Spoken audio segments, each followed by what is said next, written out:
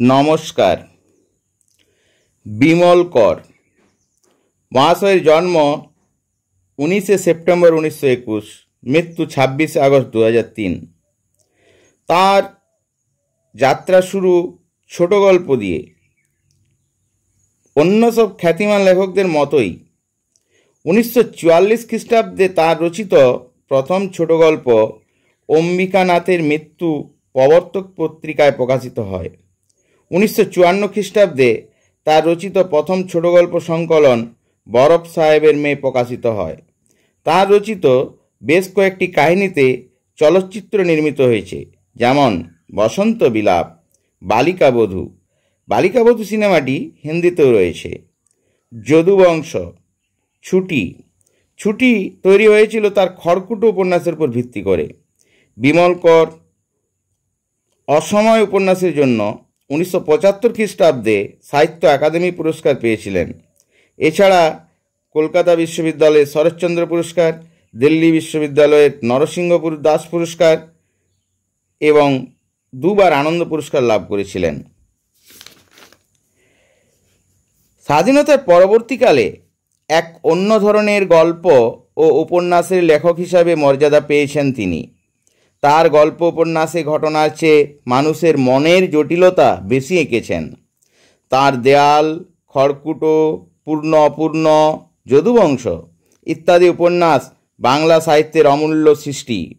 ছোটদের জন্য তার বেশ কয়েকটি গোয়েন্দা কাহিনীও রয়েছে।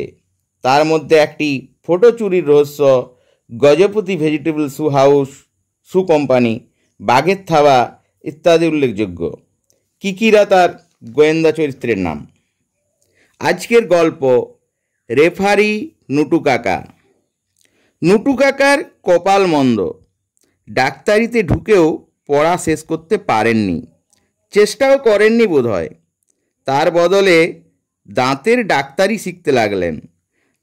আর সেই কম বয়সেই দু একটা ছোট ক্লাবে ঢু মেরে হুট করে একদিন ডালহৌসিতে ঢুকে পড়েন। বছর খানেকের মধ্যে হাঁটু জখম, মালাই চাকি দুটুকরো। নুটু কাকা খেলা ছেড়ে ফিরে এলেন নিজের জায়গায়, রায়পুরে। রায়পুর মাঝারি শহর। নুটু কাকাদের মস্ত পরিবার, মোটামুটি ধনী বাড়ি। নিয়ম রক্ষার মতো ছোট্ট একটা ডেন্টাল ক্লিনিক খুলে দিব্যি দিন কাটাতে লাগলেন। এই নুটু কাকার প্রচণ্ড খাতির বাড়ত গরম আর বর্ষাকালে। পাড়ার ছোটোখাটো ফুটবল খেলা নিয়ে কেউ মাথা ঘামাতো না। বড় খেলা হলেই নুটু কাকার ডাক আসতো রেফারি হবার। হাজার হোক, কলকাতার মাঠে খেলেছেন তো, অভিজ্ঞতা কম নয়। ফুটবল মাঠে নুটু কাকা ছিলেন জাত রেফারি। ধাতে কড়া, মেজাজে ঠান্ডা, সিদ্ধান্তে অটল অবিচল। নুটু কাকাকে ফাঁকি দেওয়া যেত না। আবার চিৎকার চেঁচামেচি গালমন্দ করে ভয় পাওয়ানো অসম্ভব ছিল। নুটু কাকার মাঠে নামার ড্রেসটাই ছিল দেখার মতন। সাদা হাফ প্যান্ট, গায়ে কলার তোলা নীল গেঞ্জি, পায়ে কালো মোজা, সাদা কেডস, গলায় ঝোলানো থাকতো হুইসেল, ডান হাতে রিস্ট ওয়াচ, চোট খাওয়া হাঁটুতে নি ক্যাপ, ছিপছিপে চেহারা, ফর্সা রং, মাথার চুল পাতলা। বর্ষাকালে জলকাদার মাঠে সাদা হাফ প্যান্টের বদলে খাকি প্যান্ট পরতেন নুটু কাকা। এই নুটু কাকাই একবারে কাণ্ড করে বসলেন, সেটাই গল্প। আমাদের টাউনের সঙ্গে সালতোর কোলিয়ারি খেলা ফাইনাল ম্যাচ, জায়রাজ কাপ ফাইনাল। খেলা স্কুলের মাঠে, যদিও এটা বড়দের খেলা। খেলার দুদিন আগে থেকে শহর জুড়ে 3টে টাঙ্গা গাড়ি চক্কর মারল। মুখে চোং লাগিয়ে বিল্টুদারা চেঁচিয়ে বেড়ালো, দলে দলে মাঠে আসুন, শহরের মান রাখুন, Saltora versus Raipur football final. School মাঠে খেলা শুরু বিকেল 4:15। আমাদের শহর যে ফুটবল পাগল তা নয়, তবু ছেলে ছোকরা ছাড়াও মাঝবয়সীরা পর্যন্ত ঠিক করে ফেললেন শহরের মান রাখতে খেলা দেখতে যাবেন। আর আমরা তো নাচতে লাগলাম। ভেতরে ভেতরে একটা রাগও ছিল। সালতোর এদিককার 1 নম্বর টিম।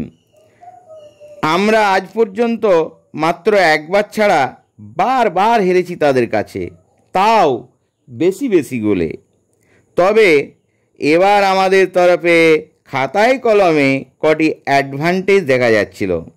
প্রথম অ্যাডভান্টেজ, খেলা আমাদের মাঠে, নয় নয় করে 100-2 লোক আমাদের হয়ে চেঁচাবে, সারাক্ষণ কাসর ঘণ্টা আর ভেপু বাজাবে, সালতোড়ের মেজাজ খারাপ করে দেওয়ার কৌশল। 2 নম্বর অ্যাডভান্টেজ, এই প্রথম দুটো ভালো প্লেয়ার আমরা পেয়েছি, একটা গোলকিপার আর একটা ফরওয়ার্ড। খেলার দিন যথারীতি স্কুলের মাঠ ভরে গেল, মাঠের দুপাশে লোক, গোলপোস্টের পেছনেও। গোটা 2 কাঁঠাল গাছ ছিল কাছে, তার ডালে কেউ কেউ চড়ে বসেছে। এরই মধ্যে পাতার আড়ালে বেচু তার গুলতি আর কয়েক মুঠো ছোট ছোট পাথর নুড়ি নিয়ে বসে পড়েছে। সময় মতন সালতোড়ের প্লেয়ারদের মাথায় টিপ করে ছড়া চালিয়ে দেবে। মাঠ গমগম করছে, বার কয়েক হল্লা উঠল, চেয়ার আপ রায়পুর, জিতেগা ভাই জিতেগা, রায়পুর জিতেগা। সালতোড়ের দল মাঠে নেমে গেল। চেঁচামেচিতে তাদের কান নেই, মুখে অবজ্ঞার হাসি। তারপর নামলো আমাদের দল, প্রায় পিছন পিছন নুডু কাকা আর 2 লাইন্সম্যান, একজন আমাদের, অন্যজন ওদের। নুডু কাকা ঘড়ি দেখলেন, লাইন্সম্যানদের তাদের জায়গায় পাঠিয়ে দিলেন। ক্যাপ্টেনে ক্যাপ্টেনে হ্যান্ডশেক, টস, তারপর খেলা শুরু। হুইসেল। গোড়ায় একটু ঢিমে তালে খেলে হঠাৎ সালতোড় ঝাঁপ দিয়ে পড়ল, যেন বেসামাল করে দেবে আমাদের, দিয়েই 2-1টা গোল ঝুলিয়ে দেবে গলায়। আমরা হকচকিয়ে গিয়েছিলাম, একটা গোল তো হয়েই যাচ্ছিল। গোলকিপার লালার কেরামতিতে বেঁচে গেলাম। রায়পুর একেবারে ফালতু টিম নয়, সালতোড়ের সমান সমান না হলেও তফাৎটা 18-20-এর। তাছাড়া এবার আমরা যতটা তৈরি ততটাই মরিয়া। যান যায় যাক, মান খোয়াবো না। কাজেই খেলাটা একসময় জমে গেল। সালতোড় যদি তেড়ে আসে, আমরাও ছোবল মারতে ছেড়ে দিই না। নুডু কাকা একবার মাঠের এদিকে তো পরক্ষণেই ওদিক। এদিকে আমাদের শহরের দর্শকদের গলা চড়েছে, হল্লা বাড়ছে, কাঁসর ঘণ্টা বাজছে। ওদের ফরওয়ার্ড বল নিয়ে ছুটে এলেই একসঙ্গে অন্তত 50টা গলা দিয়ে মোষের আওয়াজ বেরোয়।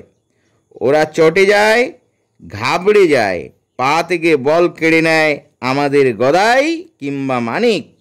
ওদের ফটকার চোরাগোপ্তা মার তেমন চলছে না। নুডু কাকা ফটাফট ফাউলের বাঁশি বাজাচ্ছেন, তবে ওদের তুফান একাই 100, তাকে আটকানো মুশকিল। বেচু বার কয়েক গুলতি চালালো, তুফানের লাগলো না। উপরন্তু নুটু কাকা খেলা থামিয়ে গাছের দিকটা দেখে নিলেন। হাফ টাইমের আগে আমরা একটা গোল খেয়েই গেলাম। আবার যখন খেলা শুরু হলো হাফ টাইমের পর, তখন আমরা একটু মুষড়ে পড়েছিলাম, কি জানি কি হবে। ওরা তখন বাঘ, আমরা না হয় ছাগল হয়েই মাঠ ছাড়ি। কিন্তু খানিকটা পরে কি যে হয়ে গেল। ফড়িং দারুণ চালাকি করে দিল গোলটা শোধ করে। সালতোড়ের কটা প্লেয়ার গিয়ে ধরল নুটু কাকাকে। Offside sir. নো, আপনি লাইন্সম্যানকে জিজ্ঞাসা করুন। I know my job, don't argue. বাংলায় বললে বলে, আমার কাজ আমি বুঝি, তর্ক করো না। গোল শোধের পর মাঠে আমাদের লোকেদের কি উল্লাস, শাঁখের মতন কে যেন ভেপু বাজিয়ে দিল। যাই হোক, আবার খেলা শুরু হলো। এবার আমরা তেতে উঠেছি, সালতোড়ও ফুঁসে উঠেছে। গুতোগুতি কুনুইমার চলতে লাগলো 2 দলের মধ্যে, হর দম ফাউল। খেলা প্রায় যখন শেষ হয়ে আসছে, দারুণ উত্তেজনা। তখন সালতোড়ের গোলের সামনে বিজু লাম মারলো হেড করার জন্যে। ওদের গোলকিপারও লাফিয়ে উঠল। তারপর দেখে বিজু মাটিতে মুখ চেপে বসে পড়েছে। নুটু কাকা দৌড়ে এলেন। বিজুর মুখে ঠোঁটে একটু রক্ত, হাঁ করতেই চোখে পড়ল তার সামনের একটা দাঁত ভেঙেছে, মাটিতে পড়ে আছে দাঁতটা। নুটু কাকা দাঁতটা কুড়িয়ে পকেটে পুরলেন। পেনাল্টি! সালতোড় হই হই করে উঠল। কিসের পেনাল্টি? বিজুকে কেউ মারেনি। তাহলে দাঁত ভাঙলো কেমন করে? ধাক্কা ধাক্কিতে ভাঙতে পারে। নো, আমি ডেন্টিস্ট, আমায় দাঁত চেনাবে? ওকে মারা হয়েছে, এটা পেনাল্টি। নুটু কাকার কড়া চোখ, কড়া আদেশ। শেষমেশ পেনাল্টি শট মেরে আমরা জিতে গেলাম। সন্ধেবেলায় বিজু বলল, ওটা ভাই পোকা ধরা দাঁত, এমনিতেই নড়বড় করছিল, টাইমলি পড়ে গেল, না পড়লে পেনাল্টি পেতাম না। নুটু কাকা দাঁতের ডাক্তার হলে কি হবে, ভেতরের ব্যাপারটা ধরতে পারেননি। নমস্কার।